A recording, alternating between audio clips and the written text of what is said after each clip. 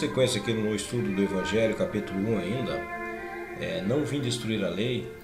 Hoje a gente vai estudar aqui as instruções dos Espíritos. O tema é a nova era.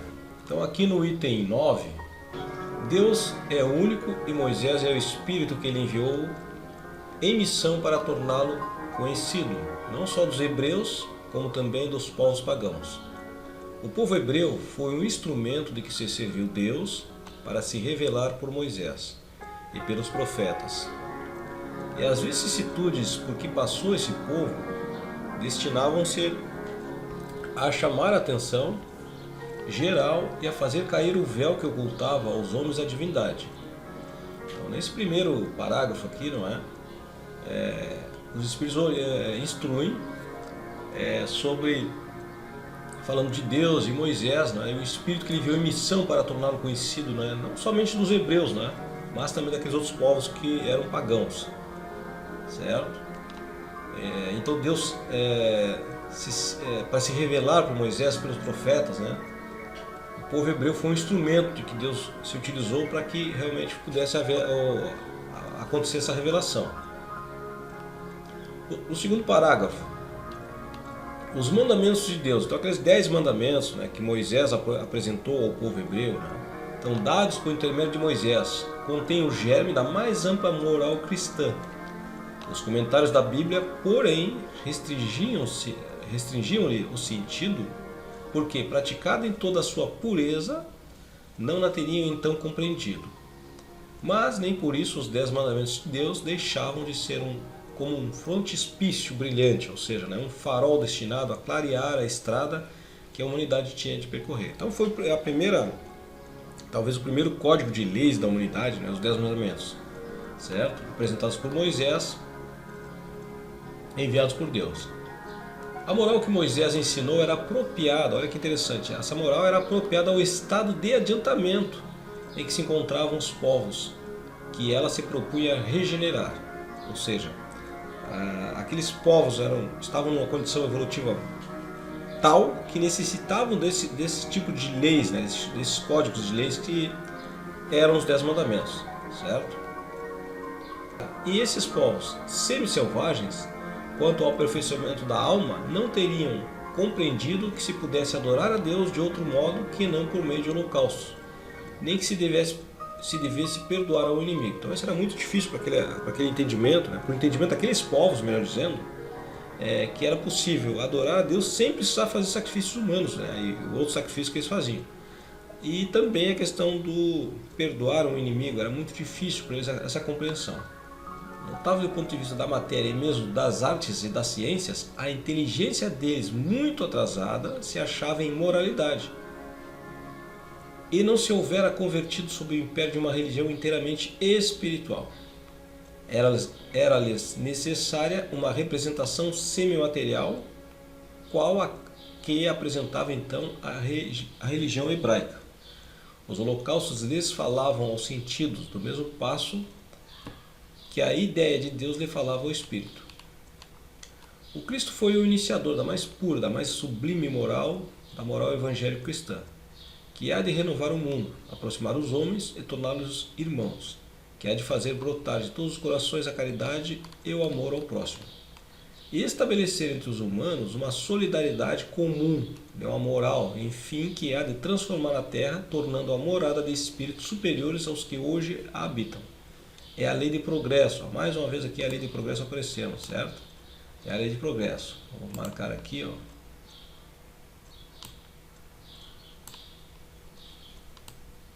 É a lei de progresso. Aqui a natureza está submetida, que se cumpre, e o espiritismo é a alavanca que Deus se utiliza para fazer que a humanidade avance. Então, repetindo, né? É a lei de progresso, aqui a natureza está submetida, que se cumpre, e o espiritismo é a alavanca que Deus se utiliza para fazer a humanidade avance, né? Mais à frente, são chegados os tempos em que se hão de desenvolver as ideias para que se realizem os progressos, que estão nos desígnios de Deus. Tem elas de seguir a mesma rota que percorreram as ideias de liberdade, suas precursoras. Não se acredite, porém, que esse desenvolvimento se efetue sem lutas. Não. Aquelas ideias precisam, para atingirem a maturidade, de abalos e discussões, a fim de que atraiam a atenção das massas. Uma vez isso conseguido, a beleza e a santidade da moral tocarão os espíritos, que então abraçarão uma ciência que lhes dá a chave da vida futura e descerra as portas da felicidade eterna. Moisés abriu o caminho, Jesus continuou a obra, o Espiritismo a concluirá. Então essa mensagem aqui foi enviada pelo espírito israelita, em Mulhouse, 1861. Por um espírito israelita em Mulhouse, 1861, na França. Então uma das coisas que chama atenção aqui,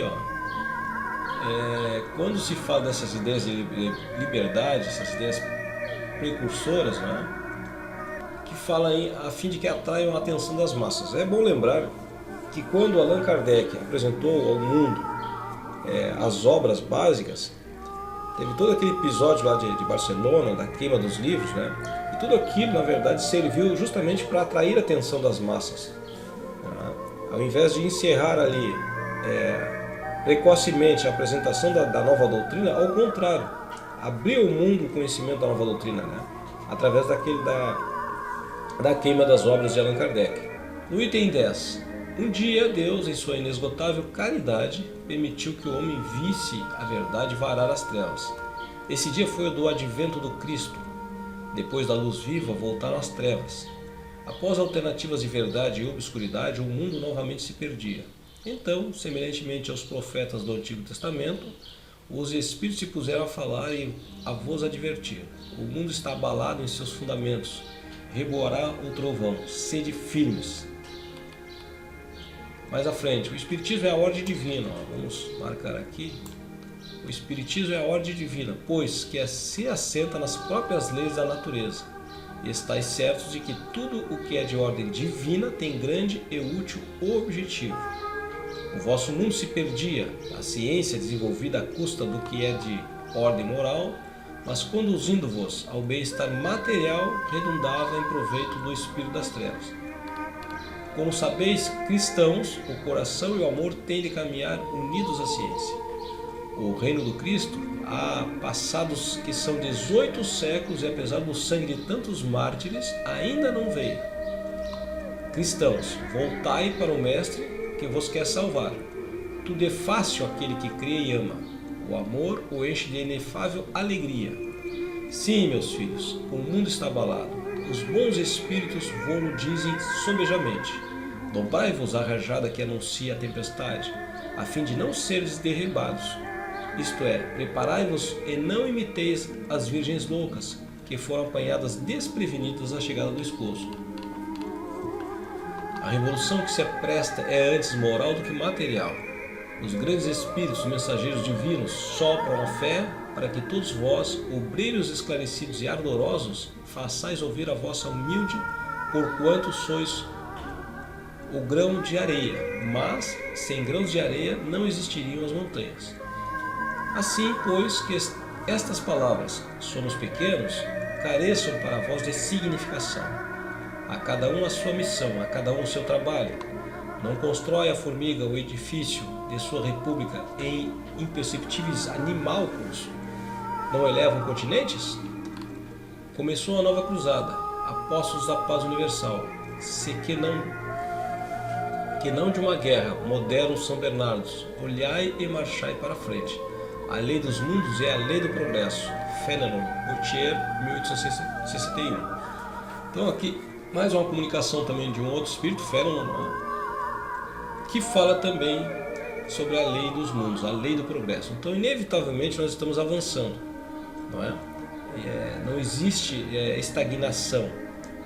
É uma das leis de Deus, que haja progresso, que haja avanço. E é isso que nessas comunicações, nesse primeiro capítulo do Evangelho, não vim destruir a lei, os Espíritos confirmam isso aí, cada um dando trazendo sua mensagem, falando de avanço, de progresso. Aqui no item 11, é a vez de Santo Agostinho, considerado um dos maiores vulgarizadores do Espiritismo. Manifesta-se por quase toda a parte. A razão disso encontramos-la na vida desse grande filósofo cristão.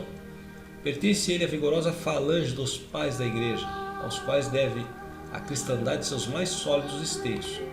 Como vários outros, foi arrancado ao paganismo, ou melhor, à impiedade mais profunda, pelo fulgor da verdade.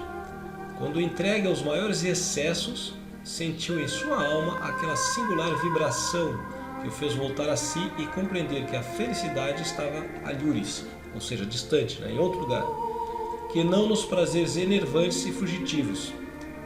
Quando, afinal, no seu caminho de Damasco, também lhe foi dado a ouvir a santa voz aclamar-lhe: Saulo, Saulo, por que me persegues?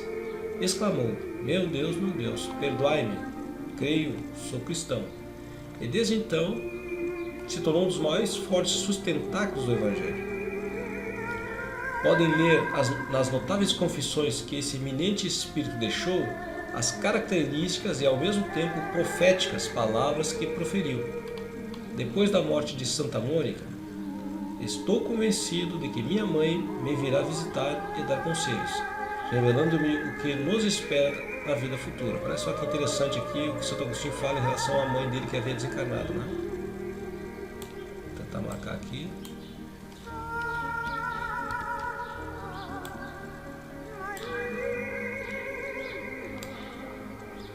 Pronto. Estou convencido, olha a comunicação de Santo Agostinho, estou convencido que minha mãe me virá visitar e dar conselhos, revelando-me o que nos espera na vida futura. Que ensinamento nessas palavras e que retumbante previsão da doutrina por vindoura. Essa é a razão porque hoje, vendo chegada a hora, melhor dizendo, de divulgar-se a verdade, que ele outrora pressentira, se constituiu seu ardoroso disseminador e, por assim dizer, se multiplica para responder a todos os que o chamam. Essa comunicação foi dada pelo Espírito Erasto. Vamos marcar aqui também. Discípulo de São Paulo, Paris, 1863. E aí temos uma nota aqui, depois dessa comunicação de Santo Agostinho, né? É bom a gente assinalar também. A nota diz o seguinte: dar-se-á, venha Santo Agostinho demolir o que edificou? Ou seja, essa pergunta é com relação ao que ele diz, as mensagens que ele traz, se ele estaria se contradizendo do que ele pregou durante o tempo que ele foi, não é? Ele esteve a serviço da igreja. Então diz aqui, certamente que não. Como tantos outros, ele vê com os olhos do Espírito o que não via enquanto homem. Então aqui é uma coisa, outra frase importante, outro conhecimento, né? Que estando mergulhados na matéria, a gente tem realmente dificuldade de entendimento de muitas coisas. Nós não temos um discernimento aprofundado, né, sobre muitos temas, muitos conceitos, e aí é a dificuldade de entendimento. Quando o espírito se liberta da matéria, ampliam-se a capacidade de entendimento, de visão, de percepção do mundo, né? E aí a gente fala mundo como um todo, mundo espiritual, mundo material, né? E é claro que, no caso aqui de Santo Agostinho, a mesma coisa se deu. Todo aquele conhecimento que ele tinha acerca da igreja, aquele período que ele esteve a serviço da igreja, no mundo espiritual ampliou-se isso muito mais. E aí ele passa a trazer mensagens, e por isso que se fala lá no início da mensagem dele, que ele se manifesta em toda parte, porque o conhecimento dele ficou muito mais vivaz, né? Muito mais claro, o entendimento, a percepção do mundo, certo? Então, de forma nenhuma ele se contradiz com relação àqueles conceitos que ele tinha à época da igreja, mas sim corrige alguns pontos, evidentemente, né? À medida que nós percebemos algo novo, algo diferente, nós vamos corrigir aquele entendimento que tínhamos outrora, certo? Então diz aqui, liberta sua alma a entrever claridades novas, compreende o que antes não compreendia. Novas ideias se revelaram o sentido verdadeiro de algumas sentenças. Na terra apreciavam-se as coisas de acordo com os conhecimentos que possuía. Desde que, porém, uma nova luz lhe brilhou, pôde apreciá-las mais judiciosamente. Assim é que teve de abandonar a crença que alimentara nos espíritos íncubos e súcubos e o anátema que lançara contra a teoria dos antípodas. Agora que o cristianismo se lhe mostra em toda a pureza, pode ele, sobre alguns pontos, pensar de modo diverso do que pensava quando vivo, ou seja, quando encarnado, né? sem deixar de ser um apóstolo cristão. Pode, sem renegar a sua fé, constituir-se o disseminador do Espiritismo. Por quê? Vê cumprir-se o que fora predito.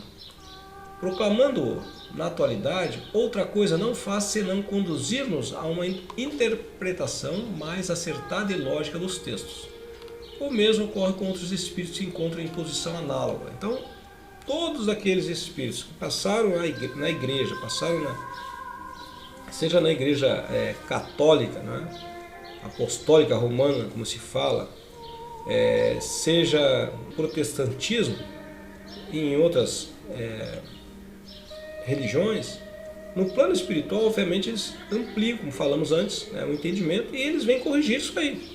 E por isso é interessante essas mensagens dos espíritos que já percorreram os caminhos religiosos no passado, agora retificando alguns pontos e trazendo novas luzes sobre outros conceitos.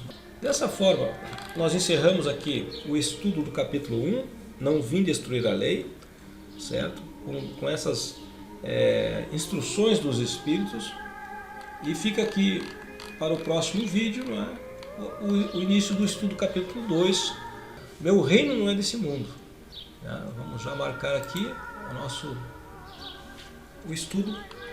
No próximo vídeo nós vamos estudar aqui o capítulo 2, Meu Reino Não É Desse Mundo. Então vamos falar aqui da vida futura, da realeza de Jesus, o ponto de vista, e novamente a instrução dos espíritos, uma realeza terrestre. Ok? Um grande abraço a todos, muita paz, nos vemos no próximo vídeo. E aqui fica um lembrete, pessoal, se esse conteúdo está sendo relevante para você, se está sendo interessante estudar o Evangelho através de vídeo, assim como a gente está fazendo aqui, passo a passo, com calma, se isso está acrescentando, está fazendo alguma diferença, é importante que você curta o vídeo aí, que você compartilhe com algum amigo, com algum familiar, com alguém que realmente tem necessidade aí de estudar o Evangelho. Muitas vezes a pessoa não tem a obra, ou ela tem dificuldade de leitura também. Isso ocorre com muitas pessoas. E aqui no vídeo fica muito mais tranquilo, mais fácil até, o acesso para essas pessoas que têm um pouco de dificuldade, seja de leitura, seja de ter uma obra em casa, que muitas pessoas não têm. E o vídeo a gente tem um acesso fácil no celular, no tablet, no computador, onde quer que a gente esteja, a gente pode fazer uma leitura, um estudo do Evangelho. E essa é a nossa ideia. Então, se você está gostando, se você acha interessante essa iniciativa, compartilhe o vídeo aí, curta, inscreva-se no canal, deixe um comentário, quem sabe uma sugestão também de como fazer, como melhorar, como trazer algo novo dentro desse estudo. Um grande abraço a todos, muita paz.